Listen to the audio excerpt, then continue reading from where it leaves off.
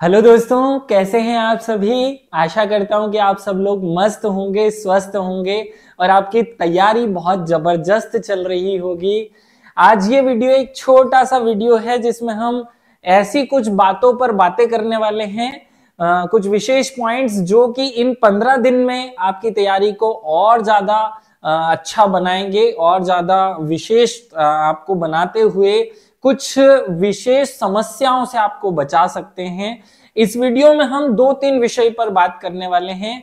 पहला पॉइंट होगा कि लास्ट के जो 15 दिन होते हैं उसमें हमें क्या करना चाहिए, कैसे करना चाहिए, रिवीजन करने का तरीका क्या होना चाहिए जो कि बेस्ट हो।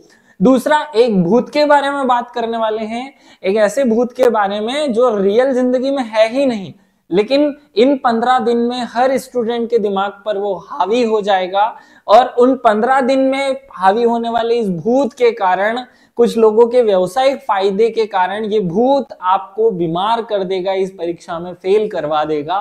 तीसरा जो विषय होगा हमारा बात करने का वो ये होगा कि अभी हमें क्या नहीं करना है, इन 15 दिन में क्या नहीं करना चाहिए। चलिए, बहुत सारी बातें नहीं करते हैं, सिंपल विशेष मूल मुद्दे पर आ जाते हैं। चलिए शुरू करें।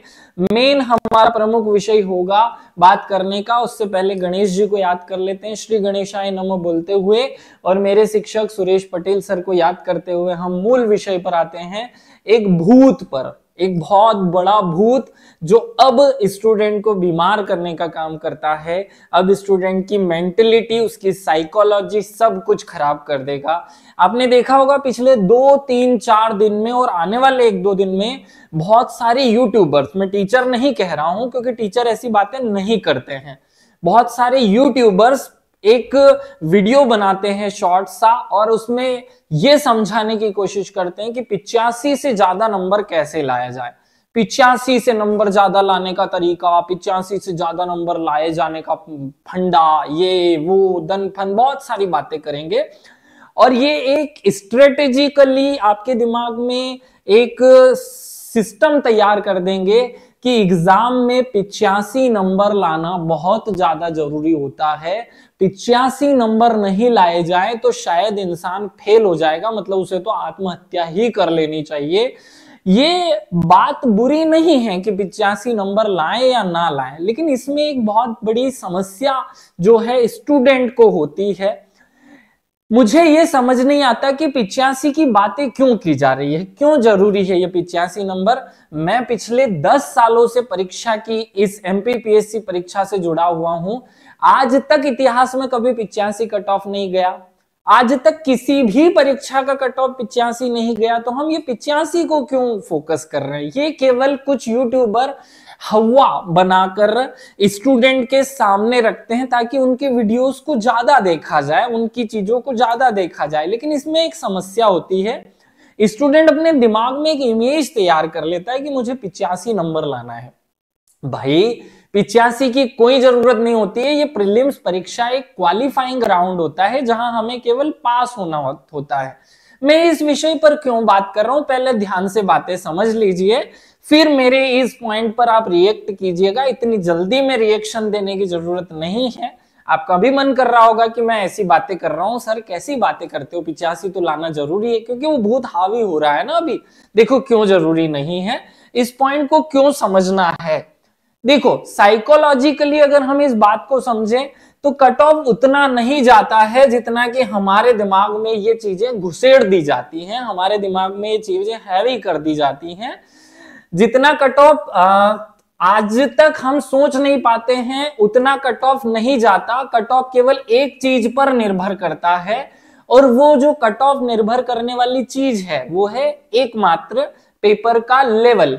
पेपर का लेवल डिसाइड करता है कि पेपर का कट ऑफ कितना जाएगा। जैसे अगर कठिन पेपर आता है एग्जाम में तो एग्जाम का कट ऑफ जो है वो 65 से 70 के बीच में जाता है। अब यहां 85 का भूत जो है फुस हो जाता है। अगर पेपर मध्यम आ जाता है तो भी पेपर जो है वो 70 से 75 के बीच ही कट ऑफ ले जा पाता है, यहां भी 85 का भूत फुस हो जाता है। और फिर अगर पेपर सरल आ जाए तो और ज्यादा अच्छी बात है, ये 75 से केवल 80-82 तक ही जाता है। माने किसी भी स्थिति में पेपर का कट ऑफ कभी भी 85 नहीं गया है। ये बात समस्या कैसे, ये भूत, ये इसे मैं भूत क्यों कह रहा हूं, इसे थोड़ा समझ लो। देखो क्या होता है, एक स्टूडेंट जब परीक्षा देने बैठता है तो जरूरी नहीं है कि सरल पेपर आए, जरूरी नहीं है कि मध्यम मीडिएट पेपर आए, हो सकता है कि बहुत कठिन पेपर हो, और जब कठिन पेपर बनाया जाता है तो सबके लिए कठिन होता है। अब जब कठिन पेपर होता है और वो पेपर उठाता है और उसे पहला, दूसरा, तीसरा, 2-4 प्रश्न नहीं बनते हैं, जो कि साइकोलॉजिकली इसी तरीके से बनाए जाते हैं कि किसी के बाप को ना आए परीक्षा में। इवन आप गूगल से पूछो बाद में घर आकर के, वो नहीं आते हैं किसी को। लेकिन ऐसी स्थिति में ये जो यूट्यूबर्स ने भूत हमारे दिमाग में घुसेड़ दिया होता है ना कि 85 लाना है, जब हम परीक्षा में बैठते हैं और 5 प्रश्न लगातार हमें नहीं आते हैं, तो हमारा जो दिमाग है वो क्योंकि पहले से ट्रेंड है कि मुझे तो 85 लाना है, अब वो मान लेता है कि मुझे तो 85 आ ही नहीं सकते। ऐसी स्थिति में वो सरल सरल प्रश्नों को गलत करता है, और फिर बच्चे को जहां 65, जहां पर उसे 85 आने चाहिए थे, जहां उसे 80 आने चाहिए थे, वो 10-15 क्वेश्चन की ऐसी गलतियां, ऐसी सड़ी पीड़ी मिस्टेक्स करके आता है। इवन उसे नर्मदा नदी की लंबाई जो जीवन भर पड़ी हुई है, 13-12 उसकी लंबाई है, वो भी वो गलत करके आ जाता है। जहां उसे हड़बड़ाहट, क्योंकि ये घबराहट उसे कुछ करने ही नहीं देगी, क्योंकि उसके दिमाग में तो ये चला गया ना मैसेज, इस परीक्षा में उसका नहीं हो रहा है। क्यों? क्योंकि आपने ये सोच रखा है कि 85 ही चाहिए। मैं एक बार आपको परीक्षाओं पर ले चलता हूं। 2017 की एमपीपीएससी परीक्षा होती है, मेल का कट ऑफ जाता है 69 और फीमेल का कट ऑफ जाता है 63। क्या ये 85 है? 2018 में मेल का कट ऑफ है 69, फीमेल का कट ऑफ है 64। 2019 में मेल का कट ऑफ 73, फीमेल का 71। 2020 मेल का कट ऑफ 70 और फीमेल का 69। मेल का कट ऑफ 21 में 77, यहां भी 77। 22 में 80। और ये जो कट ऑफ मैं जिस विषय में मैं बातें कर रहा हूं, ये जनरल कैटेगरी का कट ऑफ है। आप अगर एक ईडब्ल्यूएस स्टूडेंट हो तो सीधे 2 नंबर कम कर लो, आप ओबीसी स्टूडेंट हो तो सीधे 2 नंबर कम कर लो। सोचो कि इस बच्चे को 67 नंबर लाने थे, ओबीसी वाले को 2017 परीक्षा में, और ये जो भूत उसके दिमाग में घुसेड़ दिया गया था, इसने कहा 85 लाने, 85 लाने, परीक्षा देने बैठा, बेचारे को 10 प्रश्न लगातार नहीं आए और इसकी सारी हवा निकल गई। इसको सब आता था, 11वें से लेकर 90 प्रश्न तक सारे प्रश्न इसको आते थे, अच्छे से आते थे। चाहता थोड़ी सी ईमानदारी से, थोड़ा सा धैर्य रख लेता, थोड़ी सी ताकत के साथ उस पेपर को देता, थोड़ी क्षमता के साथ पेपर को देता, तो शायद 72-75 लाता और पास हो जाता। लेकिन इस भूत ने कि जो ये 85 लाओ, 85 लाओ, 85 लाओ ने उसकी सारी हवा निकाल दी, और एक अच्छा स्टूडेंट परीक्षा में पास नहीं हो पाता है।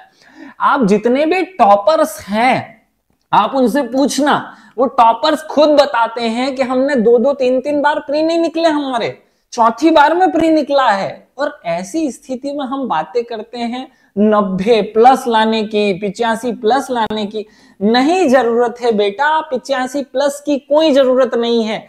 ये प्रीलिम्स परीक्षा केवल एक क्वालिफाइंग राउंड होता है। अगर कट ऑफ 70 जाता है और आपको 71 भी आता है ना, कोई दिक्कत नहीं है, कोई फर्क नहीं पड़ता।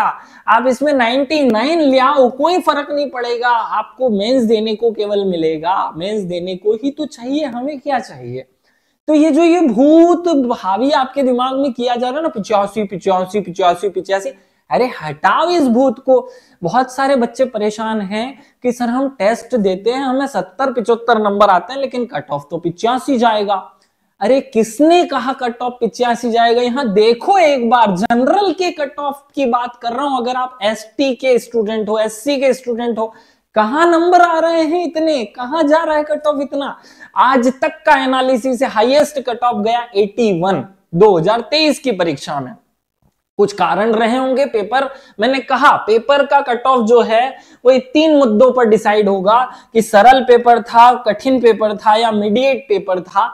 आपके दिमाग में ये जो इमेज है ना, ये एक भूत है, और ये जो भूत है ना, ये बहुत डराएगा। उस 3 घंटे में आप अपने ओरिजिनल स्वरूप में एग्जाम दे पाओ। इसके लिए बंद करो ये 85+ 90+ गुगली फुगली ऐसे वीडियो देखना, फालतू की बातें हैं। हमें नहीं लाना 85, हमें केवल इस प्रीलिम्स परीक्षा में पास होना है, केवल और केवल क्वालिफाई होना है। तो ये जो ये लेयर तैयार हो रही है ना अपने दिमाग में कि नहीं मुझे 85 चाहिए, नहीं मुझे 90 चाहिए, अरे कुछ नहीं है बेटा, इसकी कोई जरूरत नहीं है। आप कट ऑफ से 2 नंबर ज्यादा लाने की कोशिश करो, और कट ऑफ क्या होगा ये आपको नहीं पता, क्योंकि पेपर कैसा आएगा, कठिन आएगा, सरल आएगा, मध्यम आएगा, नहीं याद होता है किसी को। अरे इतनी सारी बातों पर क्यों ध्यान देना बेटा, ये 15 दिन बचे परीक्षा के, आपको ध्यान देना चाहिए केवल और केवल रिवीजन पर। और आप कहाँ लगे हुए हो, सोचो एक बार। ये दिमाग में अगर भूत ना होगा तो फ्री होकर के परीक्षा दे पाएंगे ना। हम क्यों अपने आप को वजन के साथ परीक्षा में ले जाना चाहते हैं? आप क्यों नहीं चाहते कि उस परीक्षा में कोई स्टूडेंट बैठे हो बिल्कुल फ्री माइंड हो, उसके मन में विचार ही ना आए कि क्या होगा। अरे खूब मेहनत की है यार, जो होगा वो सब अच्छा होगा, और मेरा होगा, क्यों नहीं होगा। साला परीक्षा में अगर 3 प्रश्न नहीं आते, 5 प्रश्न नहीं आते, तो मैं अपना मूड क्यों ऑफ कर लेता हूं? मैं क्यों सोचूं कि 85? मुझे क्यों नहीं सिखाया जा रहा है कि 70 पे भी सिलेक्शन हुआ है? देखो ना, क्या इस बच्चे का 70 पर सिलेक्शन नहीं हुआ होगा? क्या यहाँ पर 70 में सिलेक्शन नहीं होगा? क्या यहाँ 74 में सिलेक्शन नहीं हुआ होगा? हुए ना सिलेक्शन, और लोग टॉपर बने हैं।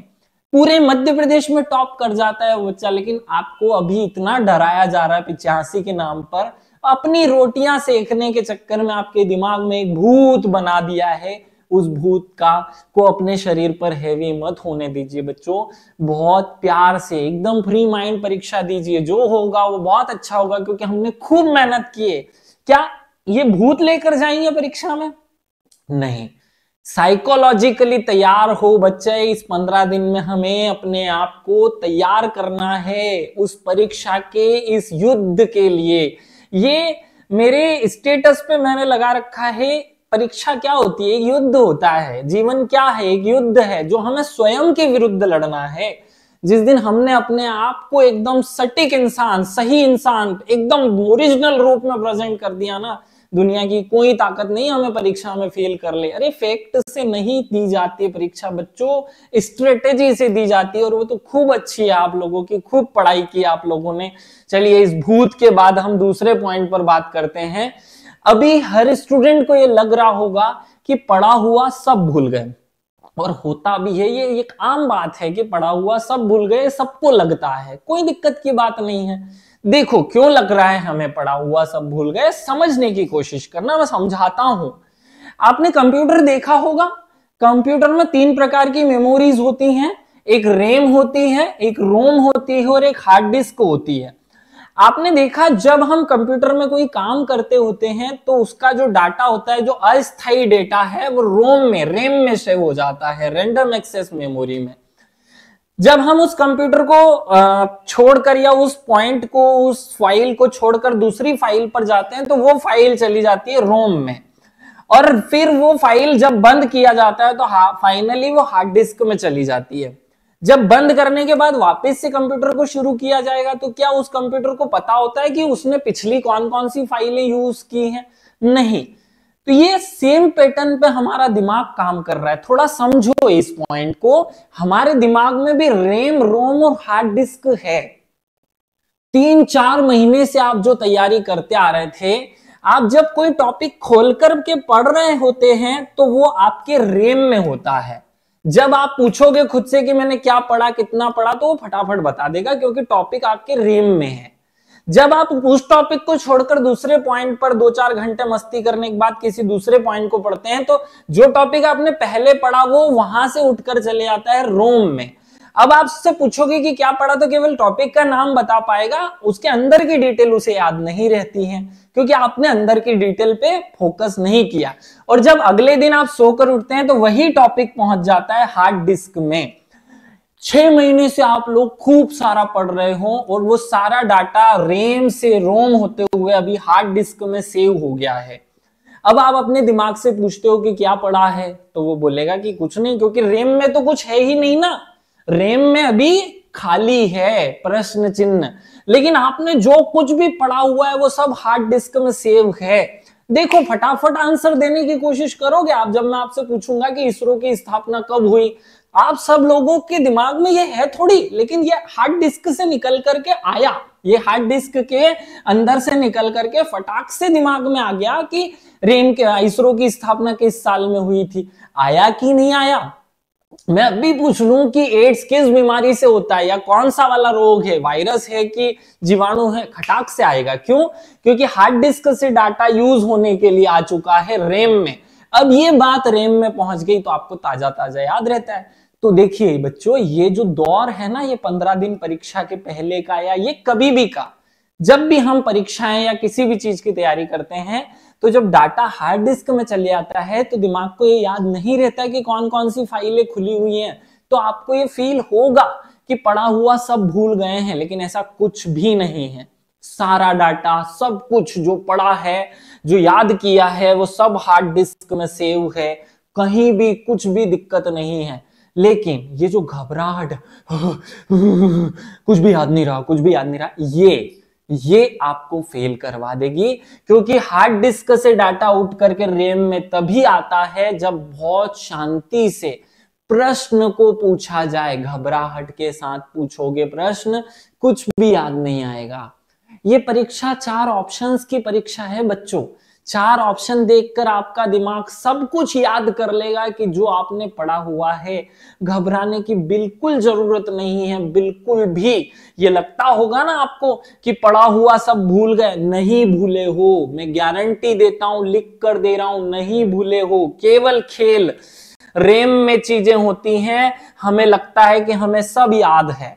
रोम में पहुंचती है तो हमें लगता है कि यार थोड़ा भुला रहा है, और हार्ड डिस्क में पहुंचने पर वो फाइल हमें दब जाती है कहीं। लेकिन जब उसको बुलाया जाएगा, दिमाग द्वारा उसको मेमोराइज करके पूछा जाएगा, सब कुछ याद आएगा। टेंशन मत लो बच्चों, सब याद है आपको, कुछ नहीं भूले हो।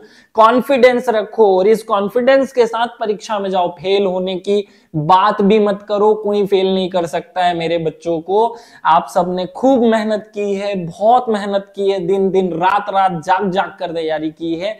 कौन फेल करेगा तुम्हें? और तुम्हें फेल कर दिया तो फिर किसे पास करेगा? टेंशन मत लो, तुम्हारा सिलेक्शन जरूर होगा। बस तुम अपने आप को खोना मत, तुम अपने आप को डगाना मत, घबराना मत। घबराहट में बच्चा शब्द अंदर से बाहर जब निकलते हैं तो बदल जाते हैं। तो अंदर से हार्ड डिस्क से जब कोई डाटा रेम में पहुंचेगा, बदल जाएगा, उसे बदलने मत देना। आप अपने मूल स्वरूप में परीक्षा देकर आना। तीसरे पॉइंट पर बात कर लेते हैं, जो इस वीडियो का अंतिम पॉइंट होगा। टेस्ट देनी है कि नहीं? टेस्ट लगाना कम कर देना बच्चा, खूब सारा टेस्ट लगाने की जरूरत नहीं है। देखिए, मैं खुद ने टेस्ट सीरीज बनाई हुई है। हमारे यहाँ 99 रुपीज में आपको 40 टेस्ट देने को मिलते हैं। लेकिन मैं आपको फिर भी बोल रहा हूं कि खूब सारे टेस्ट देने की जरूरत नहीं है बच्चों। बहुत सारा टेस्ट मत लगाओ। दिन भर में 1, 2, 3 टेस्ट या 2 घंटे जब हम थकान महसूस करें, रात को बिस्तर पे पड़े पड़े, या जब खाना खाने के बाद आलस आता है, तब 2, 1, 3 एक टेस्ट लगा लो। खूब सारे टेस्ट लगाने की जरूरत नहीं है। टेस्ट लगाने से परीक्षा नहीं निकलती बेटा। टेस्ट केवल एक प्रैक्टिस के लिए की जानी, यूज की गई एक विधि होती है।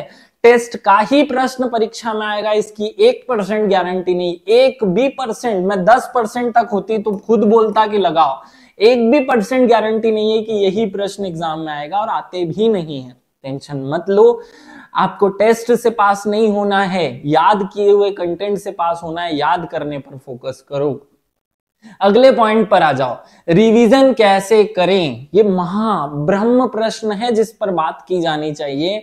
बेटा, सबसे बड़ी इंपॉर्टेंट बात याद रखना, जो आपने बहुत मेहनत करके शॉर्ट्स नोट्स तैयार किए हैं, बहुत शॉर्ट नोट्स जो आपने तैयार किए हैं ना, उन पर फोकस करना शुरू करो, उनको पढ़ना शुरू करो, उनको 2-2, 3-3, 4-4 बार रिवीजन करो। किताबें घड़ी करके रख दो। दुनिया भर के जो कोचिंग क्लासेस के नोट्स आपने ले रखे हैं, नए नए नोट्स जो टेलीग्राम पर मिल रहे हैं, जो बाढ़ सी आ गई होगी आपके टेलीग्राम पर, जो आप नहीं चाहते कि मुझे मिले लेकिन फिर भी आपको दिया जा रहा है, उस नोट्स को पढ़ना बंद करो। केवल और केवल अपने खुद के आपने शॉर्ट नोट्स नहीं बनाए ना, तो किताबों में जहां नीला, लाल, पीला, काला किया है उसे पढ़ो, उस छोटे से हिस्से को। एक पूरे किताब के पेज में से थोड़े से हिस्से को हमने लाल पीला किया था, इसलिए कि इस पूरे पेज में से ये इंपॉर्टेंट था। मैं बहुत काम की बात बता रहा हूं, रिवीजन करते टाइम पे पूरे कंटेंट को नहीं पढ़ा जाता है, पूरे सिलेबस को नहीं पढ़ा जाता है बेटा। उसमें से जो खास चीज होती है, उसमें से जो मूल चीज होती है, उसे पढ़ा जाता है, उसी पर फोकस करो और उसे भी इन शॉर्ट फॉर्मेट में रोटेट करो। एक दिन में 1 यूनिट का आपका रिवीजन हो जाए, इस बात पर फोकस करो। मैं आपकी किस तरीके से सहायता करूंगा, आज तारीख 1 से लेकर 10 तारीख तक 10 दिन में हम 10 यूनिट का रिवीजन करने की कोशिश करें। टारगेट हो हमारा कि एक दिन 1 यूनिट, एक दिन 1 यूनिट, उससे कम में नहीं। ज्यादा करनी हो तो करो, एक दिन में 2 यूनिट कर सकते हो तो करो। खुद के नोट्स से, खुद के नोट्स से ये बार बार समझा रहा हूं, दुनिया भर के नोट्स के लिए मत दौड़ो, मत पढ़ो किताबें, वो खूब पढ़ ली हमने। अब केवल खुद का नोट्स, और वो भी शॉर्ट हैंड नोट्स चाहिए, वो यूज करो। बहुत सारा परेशान होने की जरूरत नहीं है। आज के इस वीडियो में मैंने जो बातें बताई याद रखना। अभी एक वीडियो में मैं आपको 10वीं यूनिट का पूरा रिवीजन कराने वाला हूं, वो कोशिश करना कि उसी पैटर्न को आप फॉलो करो। हमारी टीम के मेंबर कृष्णा सर रोज एक एक वीडियो आपको परीक्षा तक देंगे। नए नए टॉपिक्स, जो महत्वपूर्ण टॉपिक्स हैं, उनका रिवीजन आपको 15-20 मिनट के छोटे से वीडियो के माध्यम से कराएंगे। तो ये मैं और अपनी टीम इस तरीके से आपकी अगले 10 दिन में मदद करने वाले हैं। आप लोग तैयार हो जाइए। मेरे भारत के प्यारे बच्चों, मेरे मध्य प्रदेश के इस MPPSC के भूत को अपने दिमाग पर मत हैवी होने दो प्यारे बच्चों। आप लोगों को पास होना है, डरना नहीं है। एक दिन आपको जरूर सफलता मिलेगी, इसी प्रीलिम्स परीक्षा में मिलेगी, लेकिन डरना मत। कोई चीज नहीं है जो हमें डरा दे, केवल अपने मूल स्वरूप में परीक्षा देकर आ जाना। चलिए विदा लेता हूं। जय हिंद, जय भारत, भारत माता की जय।